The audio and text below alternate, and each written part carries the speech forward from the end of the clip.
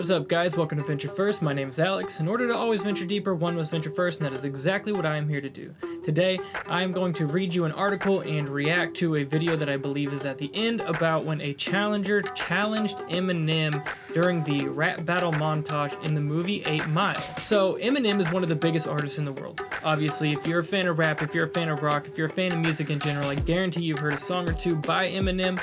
And if you're a fan of movies at all, you probably know the movie 8 Mile. So in the movie 8 Mile, there is a scene where B-Rabbit, or Eminem, goes through a montage of rap battles.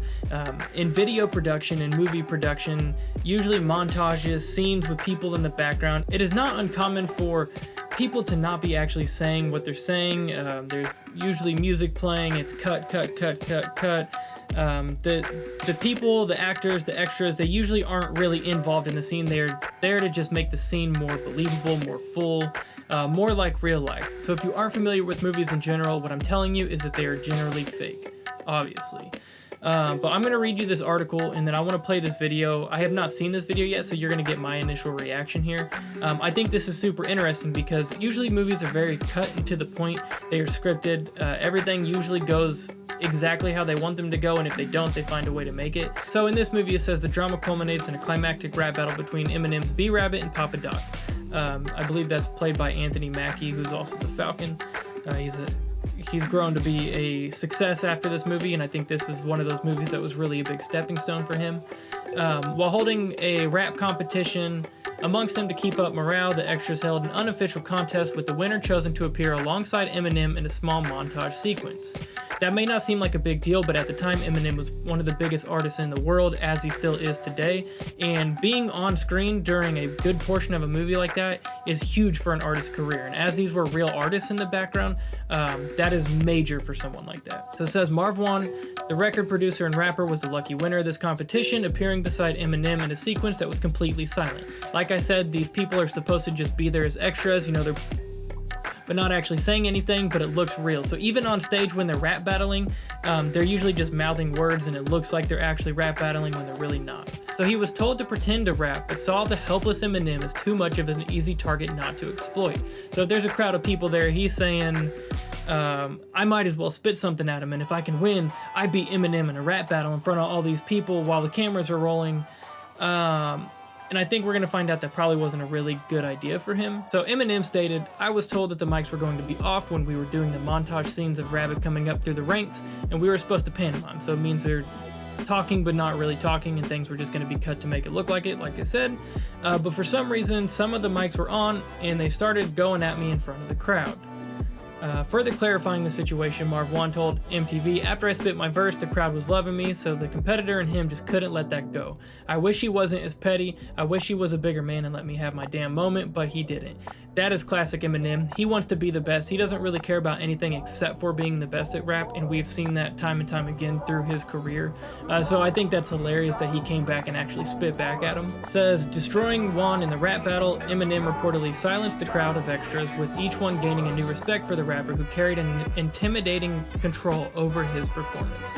So this guy spit a few pre-planned verses is what it sounds like, and then Eminem, being Eminem, came up with something quick off the top of his head, so everything that he spit back was not planned. So it is impressive to be able to rap in front of people, in front of Eminem, even if it is written, but it is even more impressive to be able to rebuttal that off the top of the head. That is one of the hardest things to do, especially in the moment. But as Eminem has said, you know, don't let that one opportunity pass you up, and that is something that he did here. So although the scene was later cut from the final edit of the film, it was added to the DVD release of the movie. That is why I never saw this, because I don't think I ever watched the deleted scenes. I've seen this movie probably 5 or 6 times. It's one of my favorite movies, but I've never seen the extras of it, so this is going to be cool for me too. It was really huge for me because that was one of the main scenes that sold on the DVD. That was the footage they sent to Entertainment Tonight, Extra, and Access Hollywood. It really helped my visibility. Remaining good friends to this very day, while 8 Mile helped me to establish Eminem as an international superstar, it also lifted Marv Won and helped many others to new heights. So that's one thing about Eminem, is he has always been there to help artists push themselves to get to that next level.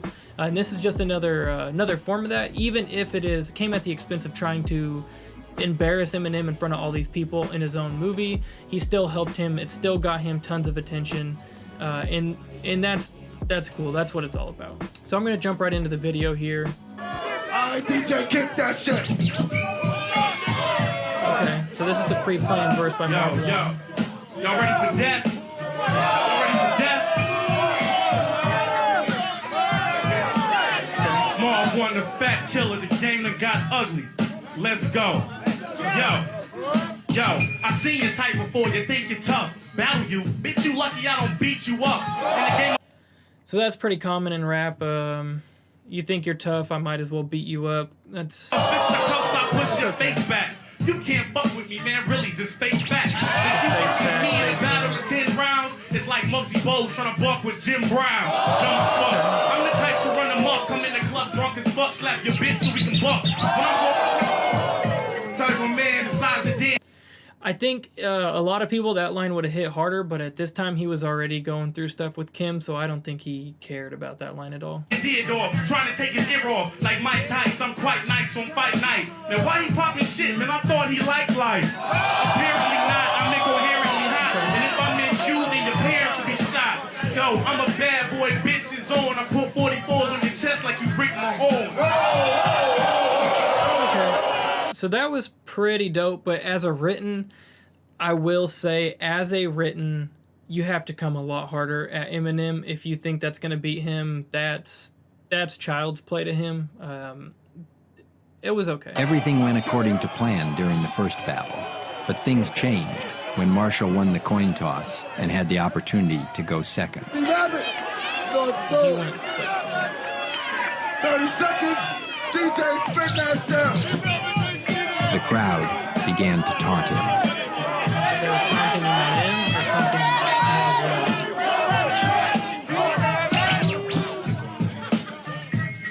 Marvel? So right here, that's usually what happens in the movie. So it looks like he's actually rapping, and I don't know if he was actually rapping or if he was just making fun of him. That could go one of two ways. I don't know if he is actually rapping and the mic is not on like it was supposed to be, like it wasn't supposed to be on when they were filming, or if he is pretending to rap, telling him this is all you are in this scene, which to me would hit harder than him actually trying to rap without the mic on, because that's a little more embarrassing. But if he is using that as a double to tell him that's all you are as a pantomime, that's a lot dope.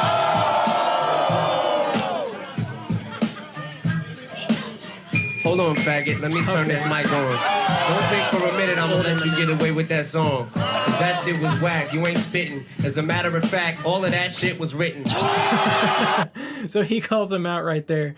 What you were spitting, as a matter of fact, it was all written. So basically, he called what he wrote and rapped whack while acknowledging at the same time that was written, which is dope because when he says that, that's off the top of his head, which makes it that much more impressive. And I know it wasn't for me, surely. You really must adore me. Now look it. Written.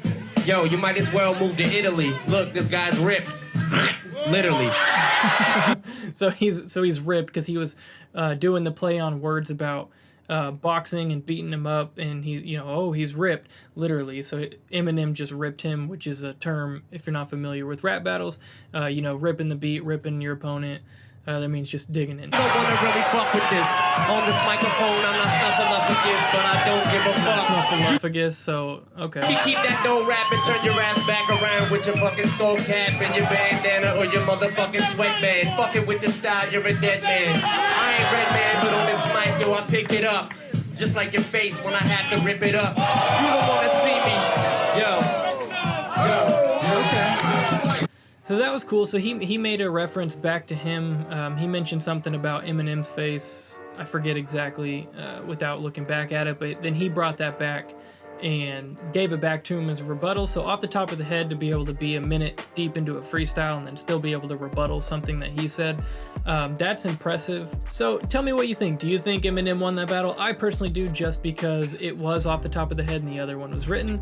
I think it's really interesting how those events unfolded, because like I said, usually those movies are very scripted and to the point. So the fact that they went off script and even had fun and went that far that's pretty cool in terms of just keeping it cool on set. I think that's really awesome. Not a lot of people do that. Eminem is a purist in the craft of rap, so it's really cool that he didn't let that slide and he actually shot back at him. And at the same time, it's really cool that even though he was trying to embarrass Eminem in front of all those people, he took it upon himself to give him a stepping stone to, you know, give him added visibility to his career.